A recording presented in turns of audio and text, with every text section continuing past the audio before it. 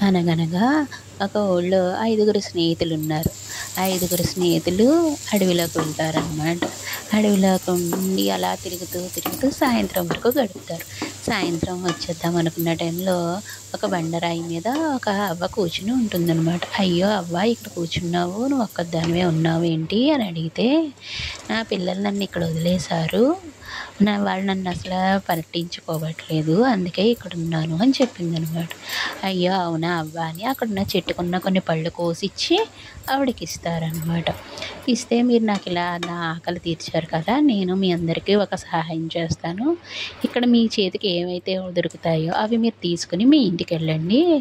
ఒక 2 రోజులు పోయాక చూడండి మీకు ఆశ్చర్యం కలుగుతుంది" అని చెప్తుంది.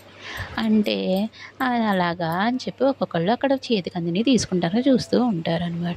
ఒక స్నేహితుడు అంటాడు, "ఆ అవ్వకి తినటానికే లేదు. ఆవిడకే మనం ఇస్తే గానీ లేదు. ఆవిడ మన ఆకలి ఏం తీరుస్తుంది? మనకు కావాల్సినవి ఏం చూస్తుంది?" అని చెప్పి అసలు ఏమి తీసుకోడు. ఇంకొక స్నేహితుడేమో, "పోనీలే చెప్పారు కదా" అని కొంచెం కొన్ని రకాలు దొరికినవి తీసుకున్నాడు. ఇంకొకడేమో పో ఎంతో కొంత నిజం లేకపోతే అవ్వ అలా చెప్పదు. మనం తీసుకెళ్ళింది ఏమీ ఉపయోగపడలేదనుకో వచ్చే నష్టం లేదు కదా అని ఇంకొన్ని ఎక్కువ తీసుకుంటాడనమాట సంచి నిండా.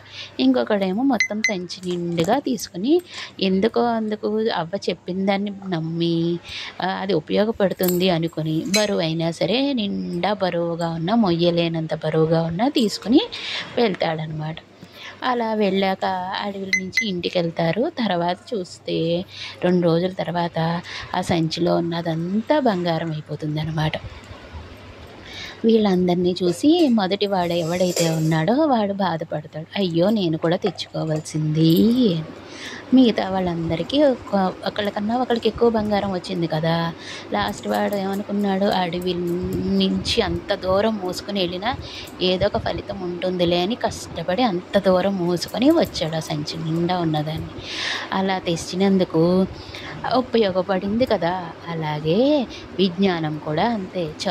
ఇప్పుడు చదువుకుంటే కష్టపడి చదువుకుంటే ఒక వయసు తర్వాత శుభ్రంగా దాని ఫలితాన్ని అనుభవించవచ్చు. ఇప్పుడు మనం ఎంజాయ్ చేయాలి, మనమే ఇప్పుడు ఆనందంగా ఉండాలి, ఏం చదువులు అనుకుని ఇప్పుడు ఎంజాయ్ చేయాలనుకుంటే ఫ్యూచర్ అంతా కష్టపడాల్సి వస్తుంది.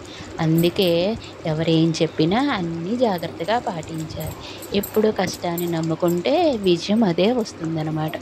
అందుకని పెద్దమ్మ చెప్పినట్టు అందరూ నలుగురు పాటించారు. ఆ ఒక్కడు ఎందుకు బరువు మొయ్యాలి, నేనెందుకు మొయ్యాలి, మీరే పిచ్చివాళ్ళలా మోస్తున్నారు, ఇది అవసరమా అని అన్నారు.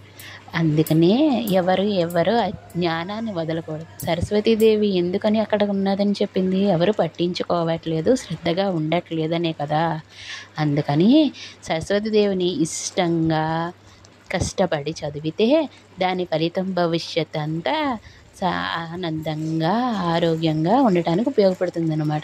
ఆరోగ్యం అన్నాను అనుకోకండి, ఆనందంగా ఉంటేనే ఆరోగ్యం కదా! అందుకని ఆనందం కావాలన్నా, ఐశ్వర్యం కావాలన్నా, ఆరోగ్యం కావాలన్నా ముందు అన్నీ చదువుకోవాలి, జాగ్రత్తగా ఉండాలి. కృషితో నాసి దుర్భిక్షం అన్నారు కదా! అలాగా చదువుకోవాల్సిన వయసులో కష్టపడి అన్నీ చదువుకుంటే జీవితం అంతా ఆనందంగా గడపచ్చు. ఇక్కడ ఎవరు ఎక్కువ ఫలితాన్ని పొందారు? కష్టపడి సంచి నిండా బరువైనా సరే, ఎంత దూరంగా ఉన్నా సరే మోసుకొని వెళ్ళిన వాడే కదా! అతను కూడా ఫస్ట్ వాడిలాగా ఎందుకు ఏమీ అక్కర్లేదు, నేను కూడా హ్యాపీగా ఇలా నడుచుకుని వెళ్ళిపోతాను అనుకుని ఉంటే కనుక అంత ఫలితాన్ని అతను సంపాదించేవాడు కాదు కదా! కాబట్టి ప్రతి చిన్న విషయాన్ని జాగ్రత్తగా పరిశీలించి ఎదుటి వాళ్ళు చెప్పేది ఎంతవరకు నిజము అవుతుందో అని ఆలోచించి ఒకవేళ దానివలన కష్టపడితే వచ్చే నష్టం లేదు కదా అనుకున్నాడు. కాబట్టి ఎంత డబ్బు వచ్చింది కదా, బంగారం వచ్చింది.